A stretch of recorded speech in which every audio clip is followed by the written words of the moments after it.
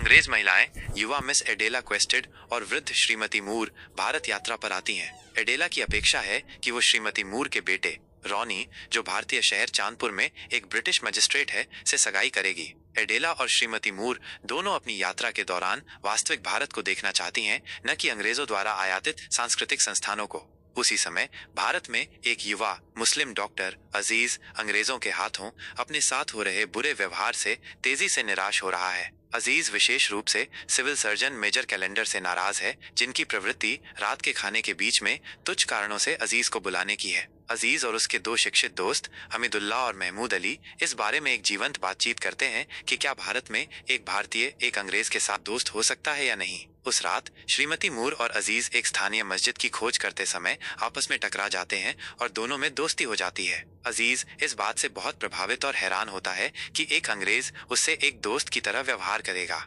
चांदपुर के governor collector mister tertian एक party की मेजबानी करते हैं ताकि एडेला और श्रीमती मूर को शहर के कुछ प्रमुख और धनी भारतीयों से मिलने का अवसर मिल सके। कार्यक्रम, जो काफी अजीब साबित होता है, में एडेला की मुलाकात चांदपुर के सरकारी कॉलेज के प्रिंसिपल सिरिल फील्डिंग से होती है। फील्डिंग भारतीयों के प्रति एडेला की खुली मित्रता से प्रभावित होकर उसे और श्रीमती मूर को अपने और हिंदू प्रोफेसर गोडबोले के साथ चाय पर आमंत्रित करता है। एडेला के अनुरोध पर फील्डिंग अजीज को भी चाय पर आमंत्रित करता है। चाय पर अजीज और फील्डिंग तुरंत दोस्त बन जाते हैं और दोपहर बहुत सुखद बीतती है, जब तक कि रॉनी हेस्लो पाकर पार्टी में बुरी तरह से बाधा नहीं डालता। बाद में उस शाम एडेला रॉनी को बताती है कि उसने उससे शादी न करने का फैसला किया है, लेकिन उस रात दोनों एक कार दुर्घटना में एक साथ होते हैं और घटना के उत्साह के कारण एडेला शादी के बारे में अपना मन बदल लेती है। इसके कुछ समय बाद अजीज फील्डिंग की चाय में शामिल होने वालों के लिए पास की मराबार गुफाओं की एक यात्रा का आयोजन करता है। फील्डिंग और प्रोफेसर गोडबोले मराबार जाने वाली ट्रेन चूक जाते हैं,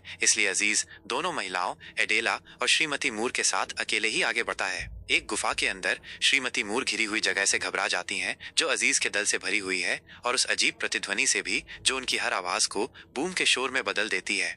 अजीज, एडेला और एक गाइड ऊपरी गुफाओं में जाते हैं, जबकि श्रीमती मूर नीचे इंतजार करती हैं। एडेला अचानक ये महसूस करते हुए कि वो रॉनी से प्यार नहीं करती है, अजीज से पूछती है कि क्या उसकी एक से अधिक पत्नियां हैं, एक ऐसा प्रश्न जिसे वह अपमानजनक मानता है। अजीज गुस्से में एक गुफा में चला जाता है और जब वो लौटता है तो एडेला गायब हो जाती है। अजीज गाइड को एडेला को खोने के लिए डांटता है और गाइड भाग जाता है। अजीज को एडेला का टूटा हुआ दूरबीन मिलता है और वो पहाड़ी से नीचे उतरता है। पिकनिक स्थल पर वापस अजीज को फील्डिंग उसका इंतजार करते हुए मिलता है। अजीज ये जानकर बेफिक्र है कि एडेला जल्दबाजी में कार से चांदपुर वापस चली गई है, क्योंकि वो फील्डिंग को देखकर बहुत खुश है। हालांकि चांदपुर वापस आने पर अजीज को अप्रत्याशित रूप से गिरफ्तार कर लिया जाता है। उस पर आरोप लगाया जाता है कि उसने गुफाओं में एडेला क्वेस्टेड के साथ बलात्कार करने का प्रयास किया था। ये आरोप एडेला के अपने दावे पर आधारित है। फील्डिंग अजीज को निर्दोष मानते हुए अजीज की बचाव में भारतीयों में शामिल होकर पूरे ब्रिटिश भारत को नाराज कर देता है। मुकदमे से पहले के हफ्तों में भारतीयों और अंग्रेजों के बीच नस्लीय तनाव काफी बढ़ जाता है। श्रीमती मूर गुफा में प्रतिध्वनि की अपनी याद और आगामी मुकदमे के प्रति अपनी अधीरता के कारण विचलित और दुखी है। एडेला भावनात्मक और बीमार है, ऐसा लगता है कि वो भी अपने मन में एक प्रतिध्वनि से पीड़ित है। रॉनी एडेला के लिए श्रीमती मूर के समर्थन की कमी से तंग आ चुका है और यह सहमति है कि श्रीमती मूर निर्धारित समय से पहले इंग्लैंड लौट जाएंगी। श्रीमती मूर इंग्लैंड वापस जाते समय समुद्र में मर जाती हैं, लेकिन उससे पहले नहीं, जब उन्हें एहसास होता है कि कोई वास्तविक भारत नहीं है, बल्कि विभिन्न प्रकार के जटिल भारतों की एक भीड़ है। अजीज के मुकदमे में एडेला शपथ के तहत गुफाओं में क्या हुआ, इसके बारे में पूछताछ की जाती है। चौंकाने वाली बात यह है कि वह घोषणा करती है कि उसने गलती की है। अजीज वह व्यक्ति या चीज नहीं है जिसने गुफा में उस पर हमला किया था। अजीज को रिहा कर दिया जाता है और फील्डिंग एडेला को सरकारी कॉलेज ले जाता है, जहां वो अगले कई सप्ताह बिताती है।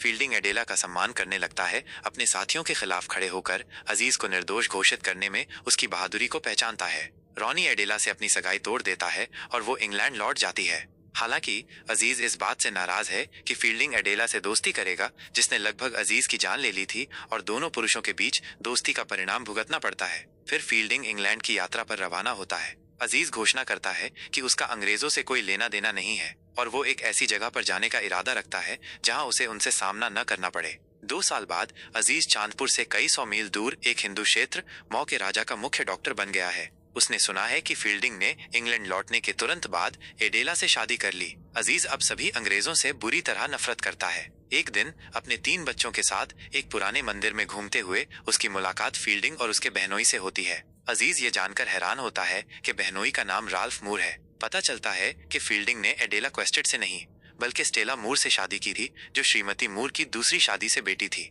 अजीज राल्फ से दोस्ती कर लेता है। अपनी रोबोट को गलती से फील्डिंग की रोबोट से टकराने के बाद अजीज फील्डिंग के साथ अपनी दोस्ती भी नवीनीकृत करता है। दोनों पुरुष फील्डिंग के जाने से पहले एक आखिरी सवारी पर जाते हैं, जिसके दौरान अजीज फील्डिंग से कहता है कि एक बार जब अंग्रेज भारत से चले जाएंगे तो दोनों दोस्त बन सकेंगे। फील्डिंग पूछता है कि वे अभी दोस्त क्यों नहीं बन सकते जब वे दोनों चाहते हैं, लेकिन आकाश और पृथ्वी नहीं, अभी नहीं, नहीं वहां नहीं कहते हुए प्रतीत होते हैं। अ पैसेज टू इंडिया देशी भारतीय डॉक्टर अजीज का अनुसरण करता है, क्योंकि वो 20वीं शताब्दी की शुरुआत में, जब ब्रिटेन अभी भी भारत पर औपनिवेशिक शासन बनाए हुए था, अंग्रेजी अधिकारियों और पर्यटकों से मिलता है, दोस्ती करता है और फिर खतरनाक रूप से भिड़ जाता है। उपन्यास उपनिवेशवाद की आलोचना करता है, जबकि विभिन्न मान्यताओं और संस्कृतियों के व्यक्तियों के साथ संबंध बनाने की अधिक व्यक्तिगत कठिनाइयों पर विचार करता है। जबकि कथानक और पात्र मुख्य रूप से अंग्रेजी भारतीय संघर्ष पर केंद्रित हैं, उपन्यास के विषय इससे परे जाते हैं। भारत में स्थिति अक्सर दुनिया भर में विभाजन और जनजातीयता के लिए और किसी के साथ भी अंतरंग होने की अस्तित्वगत चुनौती के लिए एक सूक्ष्म जगत का रूपक बन जाती है, चाहे उनकी जाति या धर्म कुछ भी हो। फॉस्टर सभी लोगों के बीच एकता और समझ का आह्वान करते हैं, लेकिन स्पष्ट रूप से आश्वस्त नहीं है कि दुनिया अपनी वर्तमान स्थिति में ऐसी उपलब्धि हासिल करने में सक्षम है।